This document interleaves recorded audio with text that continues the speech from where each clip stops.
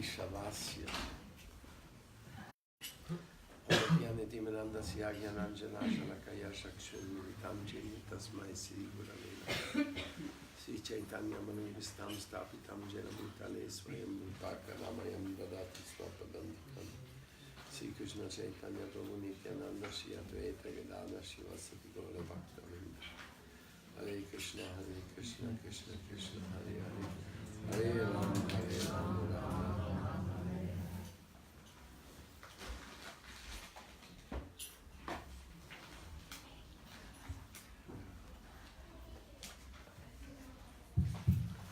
You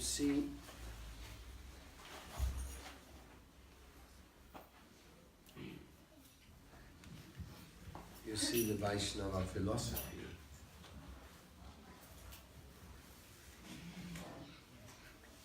has unlimited features and a very old tradition.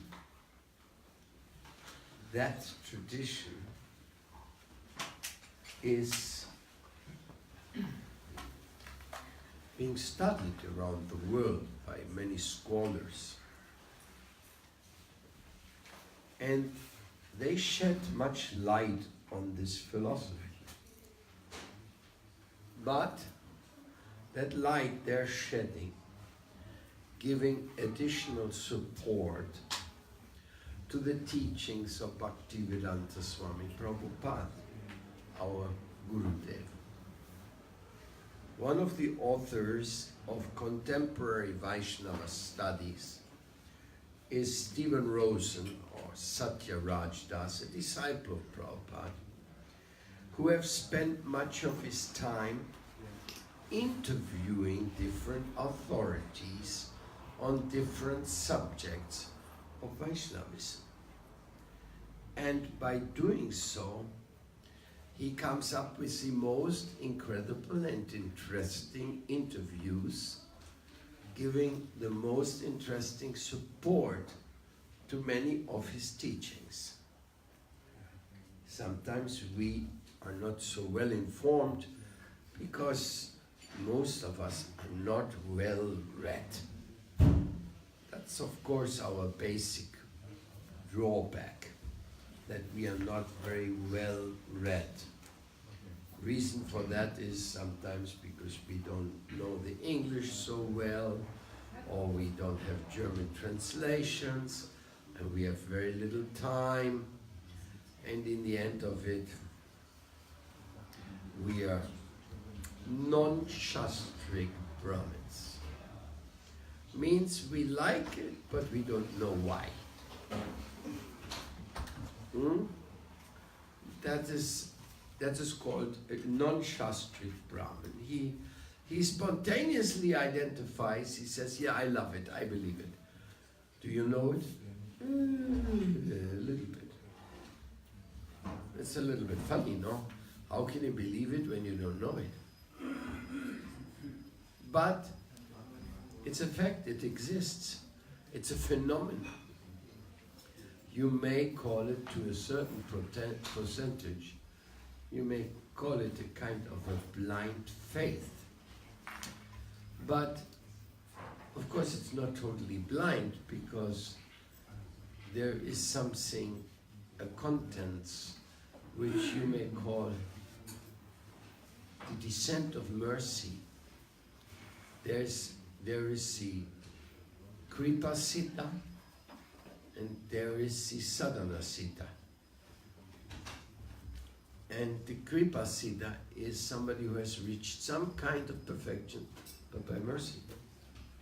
Not because he is a big renunciant, not because he is a great scholar, not because he has done many yagyas or anything like that. Somehow they just came to him, and there it is. And you see it. You see it, you feel it. So Satyaraj has done a great job to give shastric support with scholarly references. That's not easy to find. He actually did a very great job to our Sampradaya. Shastric support with scholarly reference those books, they don't even exist. Well, maybe, I don't know. In Christianity, I don't know how much Shastric support you get, because the problem with the Shastra of the Christian is that the Bible is totally falsified. It's a falsification from beginning to the end. If you escaped with the 10 Commandments unscathed, untainted, then you're lucky. The rest, the Bible, the Bible has so incredible contradictions. I mean, terrible contradictions, which are coming very obviously by those interpolations, by these falsifications. If you study the history of the Bible, Hieronymus was the one who compiled it, and he argued with the clerics. He said, hey, these things are not really, but he was told, leave it, put it in. So the history of the Bible, if you really take your time, which of course you don't, because you don't take time for anything. You're too busy on Facebook and WhatsApp. No?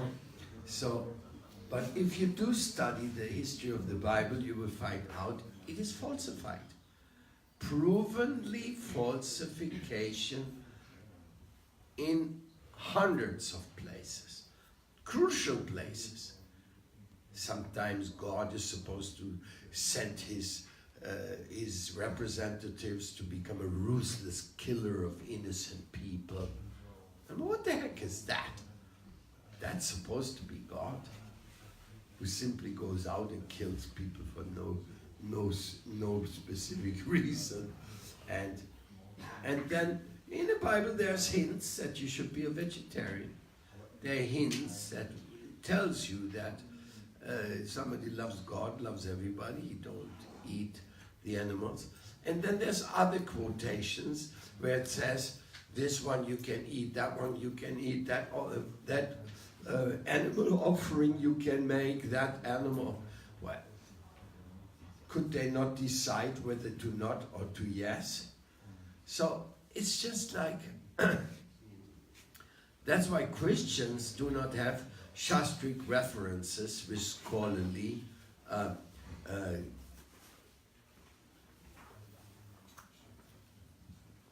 support, because the scripture is not sound and solid. So if you want to support the contradictions, and scholars don't like to support contradictions because it doesn't look good for them. So we in the Vaishnava philosophy have something very much in our favor. If you really study comparative religion, and you study Vaishnavism on one side, and you study other traditions on the side, you will find that the Vedic teachings after Prabhupada specifically have gained an amazing support. Amazing. And you can apply it to so many subjects. Here, this is one very interesting referee. His name is Klaus Klostermaier. Klaus Klostermaier was a Catholic priest sent to India to study how to infiltrate Hinduism. So he went to Vrindavan, of all places. He lived in Vrindavan, and he met Srila Bhaktivedanta Maharaj. He was one of his mentors. And he also met with Srila Bhaktivedanta Swami Prabhupada there.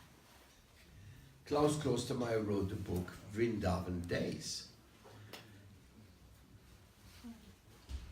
In those Vrindavan Days book, he writes that we Christians can't argue with the Hindus. Whatever theological thing they come up with, or something we talk about, there is immediately a vast array of answers from Hinduism. They are such deep thinkers. They have had so many treatises on everything. So it's amazing. I will read you a few of the things Klaus Klostermeier says here. What about chanting the holy names? You mentioned meditation and prayer. You know, for the Gaudiya Vaishnavas, this would be considered a central practice. Klaus Klostermeier answers, yes, certainly. And it is also important in the Christian tradition, at least for certain sects and monastic orders. Again, it is difficult to generalize. In the Philokalia and in the paths recommended by the pilgrim, you find the tradition of the Jesus prayer. That is Orthodox Christianity, the path of the pilgrim. By the way, I can recommend to you a German movie on this subject called Vaya con Dios. It's a German movie with a Spanish title, but it's very good to look, because it really shows the original teachings was chanting the names of God in purity. So it says, which may be unknown to most Christians today, but was very powerful in its time. In fact, this too is seeing something of a revival. So people are aware of the potency of the name and the importance of focusing on it as a mantra or as repeated syllable or set of syllables. But it must be done with devotion. In the Gaudiya tradition, this is the main consideration, to chant japa or kirtan with devotion, not with musical show. Otherwise, it will not have the right effect. Same principle is there, of course, in the Christian tradition. The idea of logos, or the word, has elaborate theological meaning that is intimately tied to the nature of Jesus and indeed to the nature of God. So, this is a very interesting point here discussed. Sometimes people think that the musical elements of the kirtan will provide the greatest entrance and quality check. But it is not so. The real question and the real qualification of the kirtan is in how deep felt it is in the heart of a devotee. If he's really chanting from the heart, if he's crying or whatever. What really is his feeling? That is, that is the real question, and it is sometimes found that professional kirtan leaders have made great impact in the world, but that impact was more musical than spiritual. Therefore, sometimes they speak nonsense philosophy, but then they chant Hare Krishna. And you wonder what's happening here. The answer is that they are chanting for material gain. In India, that is also found. Professional Bhagavatam readers. They read the Bhagavatam for making money. And they make a lot of money. So it's surprising, wow, a person becomes a professional, especially when he becomes a television Bhagavatam reader. Amazing how much money they make. But they are not giving Krishna.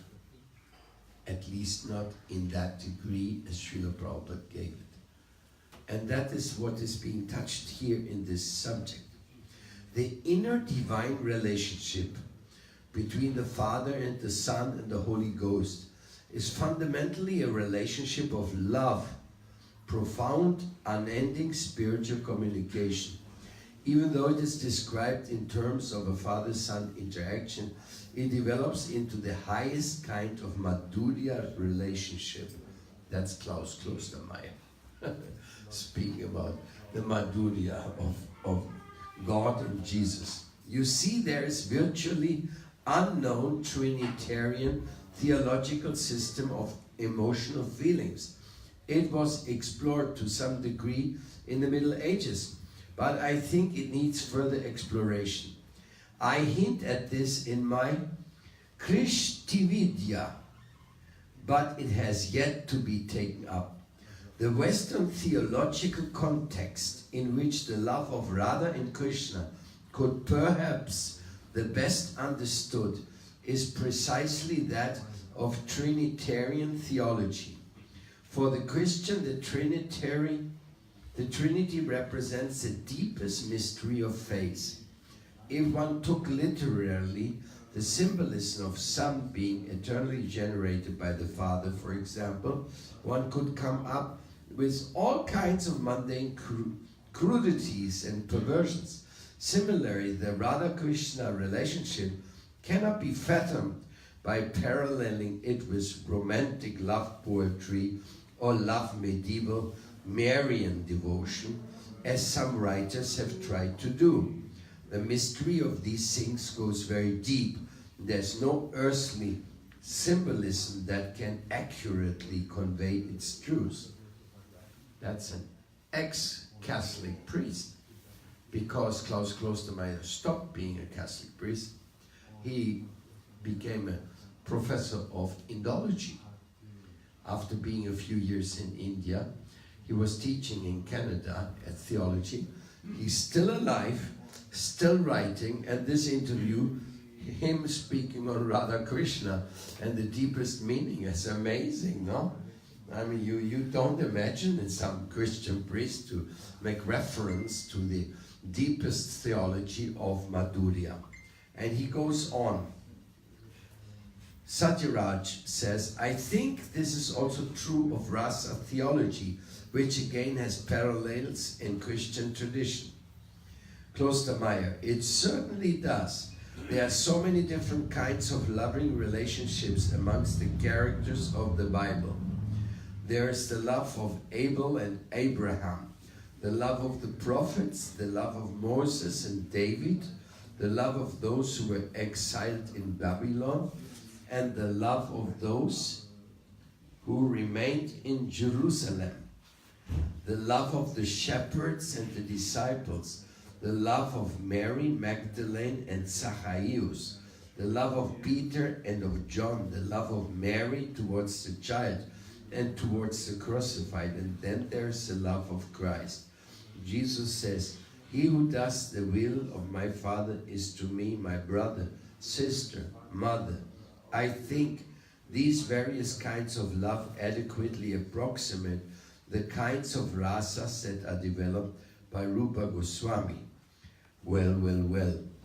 I don't know if we can fully agree with him on this, but the fact that he's comparing the love of Jesus, saying, he who does the will of my Father is to me my brother, sister, mother. So that means he's putting the rasa on Jesus. Yes, but then Klaus Klostermaier continues, yes, I accept this idea completely. You have mentioned some of the paradigmatic figures, but there are many examples of this secret love affair with God in the Christian tradition. And another related subject to explore is this: the more a devotee becomes absorbed in his or her distinct relationship with God or rasa, the more the outside world has trouble dealing with it. Not only were many of the Christian saints so overwhelmed by their love for God that they never married. As you noted, nuns throughout the ages considered themselves the spouses of Christ. But there are quite well-known instances where this development of inner taste or rasa led man and woman to leave behind their mortal spouses with whom they had been leading a perfectly normal and happy life.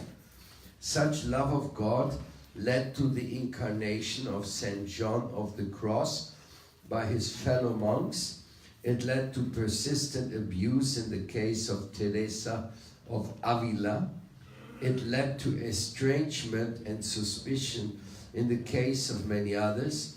In the Vaishnava context, Mirabai could serve as an example for such estrangement and misunderstanding.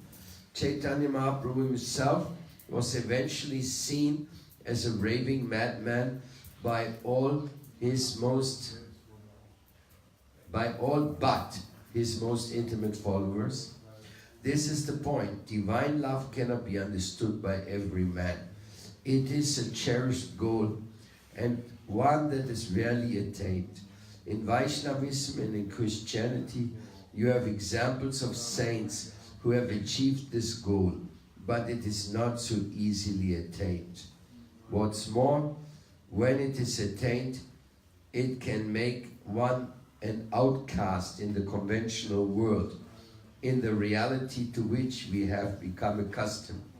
One's consolation is that when one achieves that goal, one is no longer an outcast in the spiritual realm. And this, according to devotees of both traditions, is a reward that is more than worth the struggle. Well, these are very deep reflections on the Rasa Tattva in comparison with Christianity. Now, this is a very interesting thing.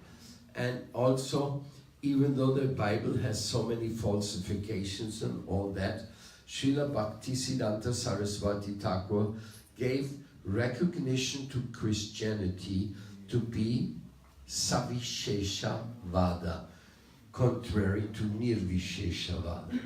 Savishesha Vada means that the Christians accept that God listens to your prayers.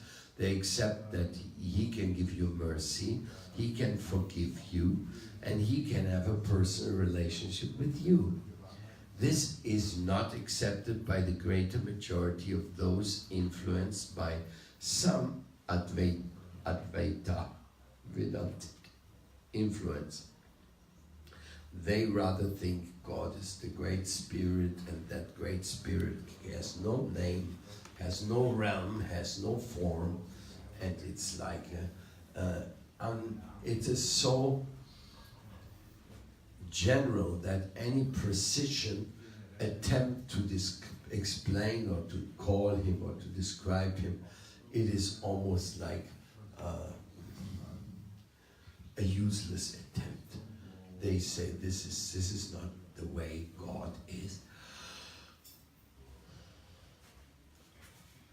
So they do not accept that God has the features we have.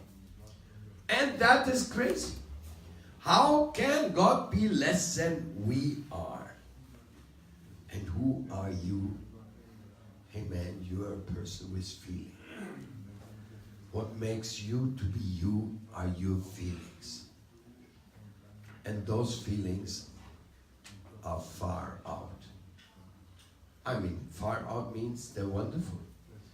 I know your feelings a little bit, and I know that they are wonderful feelings. Wow.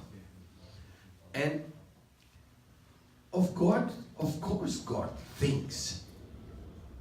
Of course God hears. And of course God can talk if He wants to talk to someone. How could you even barely conceive of the possibility that the Lord of all cannot do what His creation is doing every minute, every second? This is not very smart proposal. Plus, if God cannot hear, if God cannot think, if God cannot feel, then why to bother with God? If he doesn't know anything about anything, then better have some nice relationship with people in this world. At least they can respond. Huh? At least you can have somebody who says, I love you. Huh? And you can tell them, I love you. And let's have some nice, beautiful life here. Because if God does not love you, because he don't know you, if he doesn't think, if he doesn't listen, if he doesn't... I mean, what's the big deal with getting to him, or what does it mean? It's so abstract. To minimize God, to put him in a category where he's less than you. I'm sorry, this is not very respectful. You can put him higher than you. You can see he's infinite. He can do anything. He knows everybody. He can talk to everybody. He can listen to everybody. Yes, yes, of course. It's all possible. But never ever make the blunder to put God below yourself. That he cannot reach out to others. That he cannot feel empathy. That he cannot give mercy. This is not true. Is not realistic. It is simply a philosophy which does not have very clear motives. Maybe there are some motives, but you know, motives, they're not so important. If these motives do not convince, we have to be convinced of a motive. The criminal also has a motive, but you don't want to know much about his motives, and much less do you identify with them or repeat them or anything. He's a criminal. So anybody who has any motive which goes against his own self-interest or against his own creator, it doesn't make sense. It is not very appealing. Yes. Yes, maybe somebody was so eager to tell the world that he is the most important. As soon as you put God down, as soon as you minimize the Creator in any way, it immediately means to say that you are superior. That is because you are envious. And if you are envious of God, then of course you will not feel that rasa, this great taste, which is like a gift, a very beautiful gift. My God, my Lord, Sri Krishna.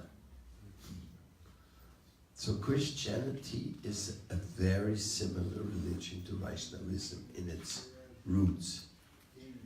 Original Christianity, wherever they get all these ideas from, is very close.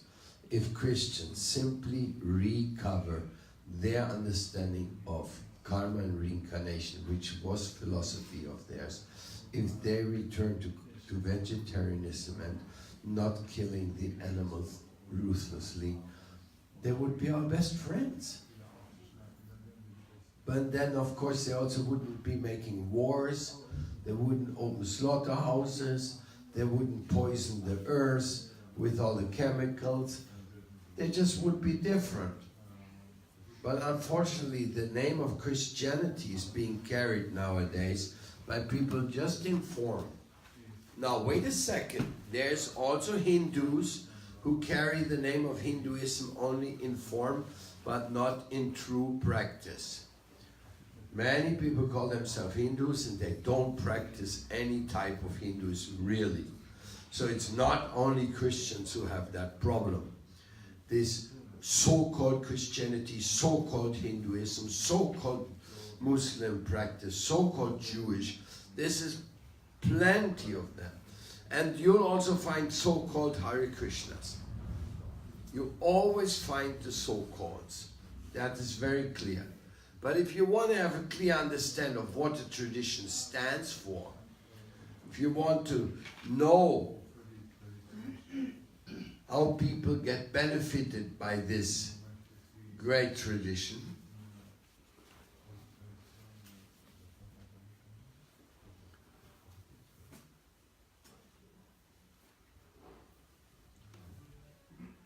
you have to look towards those who walk their talk.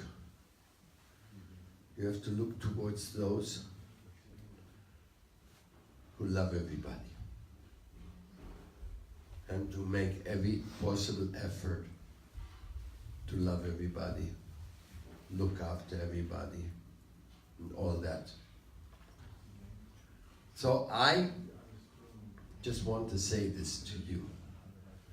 In this connection, we would love to have real connections with real Christians. But why is it not happening? Many Christians, so-called Christians, they have recognized that Vaishnavism is Christianity, or that Christianity is Vaishnavism. But when it comes to any open statement and some identification or do something, then they go into their old power structures. And those old power structures, they go against everything. It's very terrible. So then the real people with some real realization, they just don't have anything to say. They don't get any chance.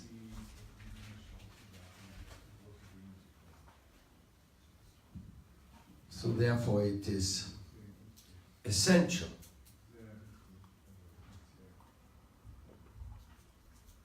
very essential to come out and say Savisheshavad.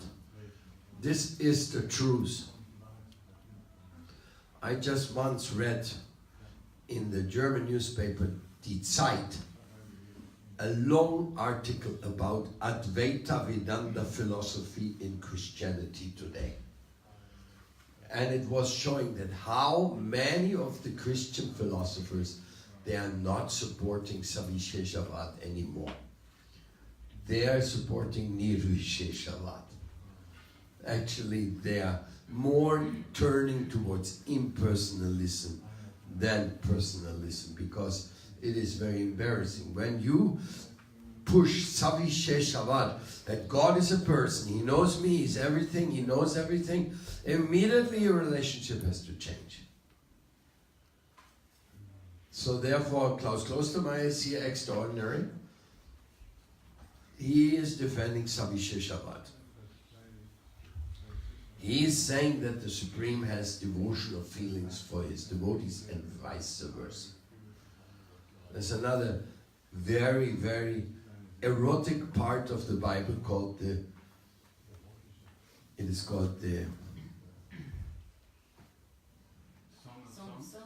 Song of Songs in English, yeah. And there it's speaking about the loving relationship between the lover and his beloved. And actually it's talking about the pure devotee and the Lord. It's not talking about lovers, it's not talking about anything, but it has the vocabulary which makes you feel that, wow, these people are really infatuated.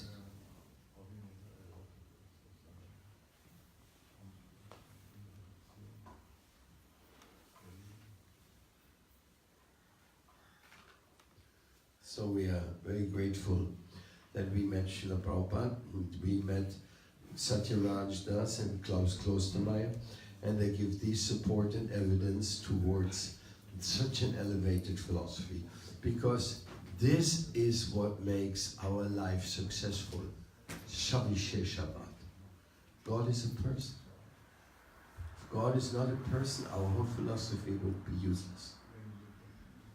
If you were chanting Hare Krishna and nobody would ever listen to you, the whole thing would be fantasy. even if the Lord would not be present in His food, in His deity, in His holy name, in the holy books, if He would not be present, these are just fictional creations of some human mind, the whole philosophy would be useless. This is based on the faith we have that the infinite is infinitely merciful, infinitely superior to all of us, and He's waiting for our love to reciprocate to us. And He's just waiting for us to give more love to Him. But He's with us anyway.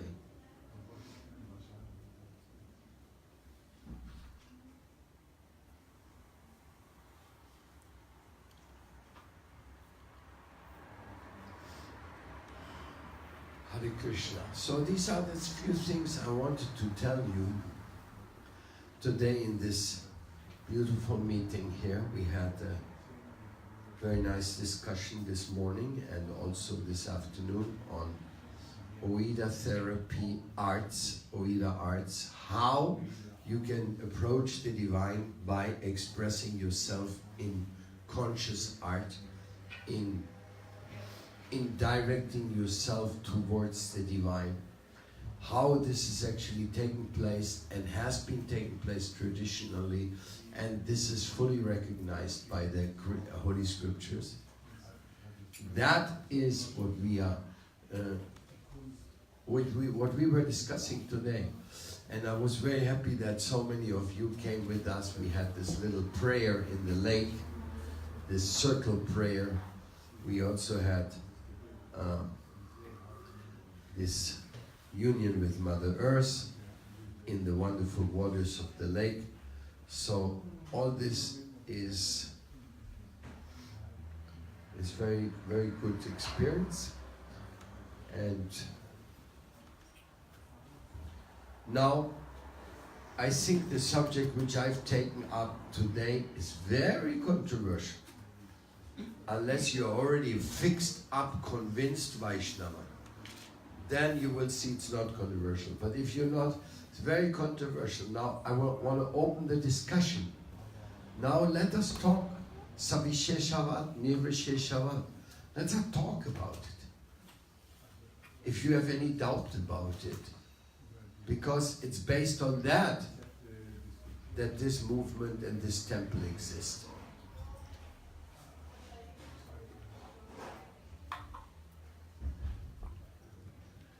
Discussion is open.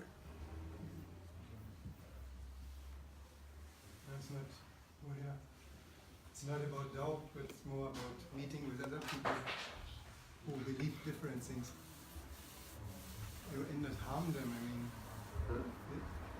Nicht verletzen, nicht verletzen. If you meet other hurt. If you meet other people, want not hurt them because they believe something different, no? Anyhow have a good relation with the people. I don't think anybody should feel upset because he meets another person who believes things differently. Because that is the nature of this world of freedom. Everybody can believe what he wants to believe. So those who don't accept that or who feel upset and hurt, oh, you offend my feelings, they're just narrow-minded, and actually they're a little bit dangerous. Because they may even want to prohibit another person to believe what he's believing. So, therefore, Savisheshavat and Nirvisheshavat has no difficulty with each other, because according to the Vaishnavas, both of them exist. Nirvisheshavat is a reality, it exists, and if somebody wants to go to Brahman, he can reach Brahman, but what he cannot do is to say that Savisheshavat doesn't exist, because nothing makes sense. Nirvisheshavat, it may describe a good reason why a person wants to be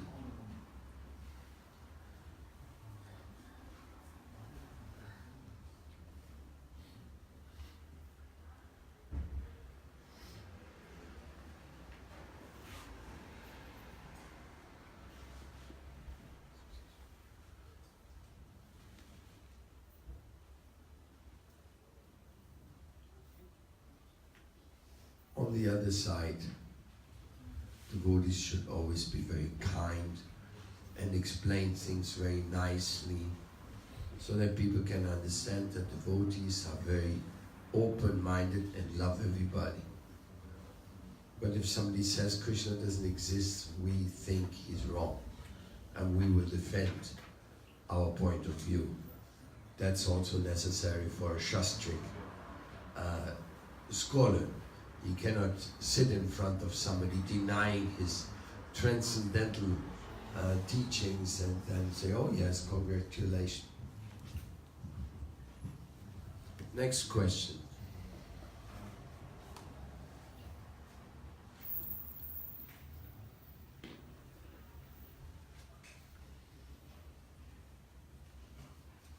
None? Yes, Yoga Shakti. I have a silly question. Silly. What if a person is following the Philokalia in a very pure way, and that person is loving the Lord and serving the Lord with that right feeling of devotion and feeling all the steps of Bhava and receiving all this prema? Where did that person go? What happens to him in the end? Where does he end up? This is impossible to answer, because what's the evaluation of Krishna, of the individual's efforts, his devotion, his dedication, his service to humanity? Only Krishna will know. So it's not fair to make any kind of category or understanding. Is not possible. The Supreme Lord, He knows. He knows very well what He wants to do with each one of His devotees, how close He wants him to come to Him right now, right then and there. But we do good to inspire amongst each other certain dedication.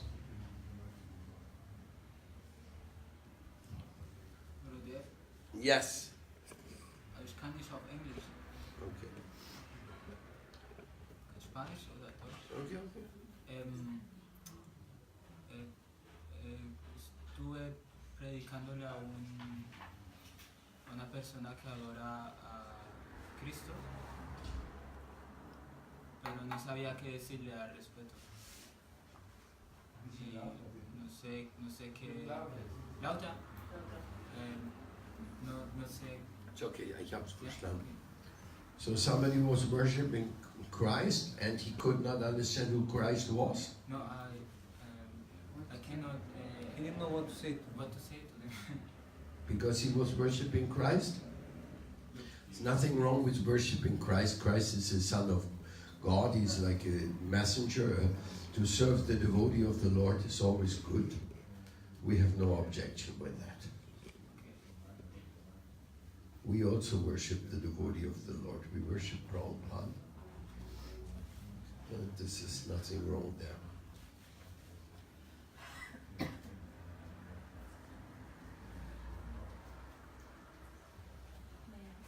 Yes. In the shop where I work, I partly have like philosophical discussions on a weekly basis, and most people obviously come from Christianity and they ask questions about Hinduism, and then I try to kind of show them the parallels between the two, like that there are parallels in the stories about the birth of Christ and the birth of Krishna, or that in the Christianity they chant Ave Maria on a rosary, and in Hinduism they chant mantras. Is it a good way of explaining it by going for the similarities, or do you have better ideas? Because I get asked such things often.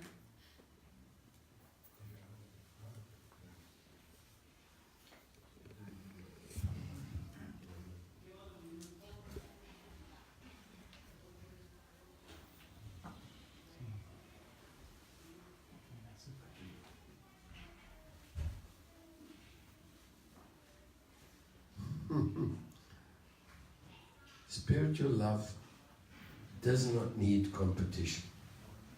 It simply gives love and appreciates others who give love.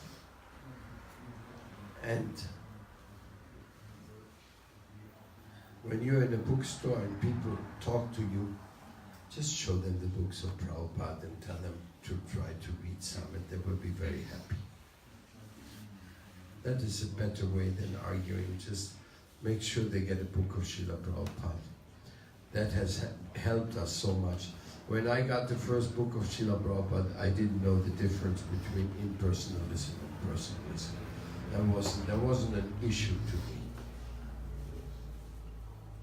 What I notice nowadays, people stumble a lot in certain things in the books of Prabhupada, especially when it comes to the fact that women are inferior and so on. There are certain points in Prabhupada's book that people really stumble, and then they don't want to read further.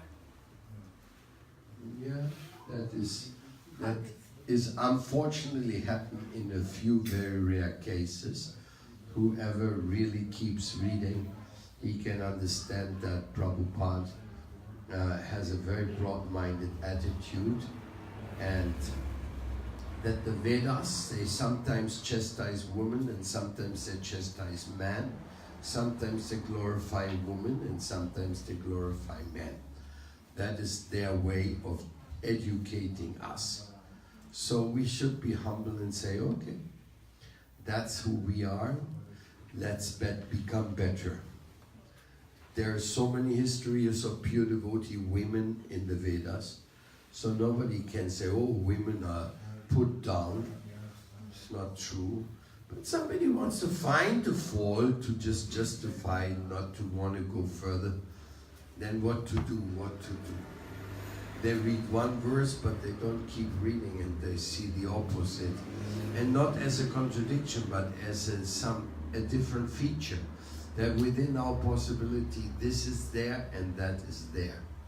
Both things are there.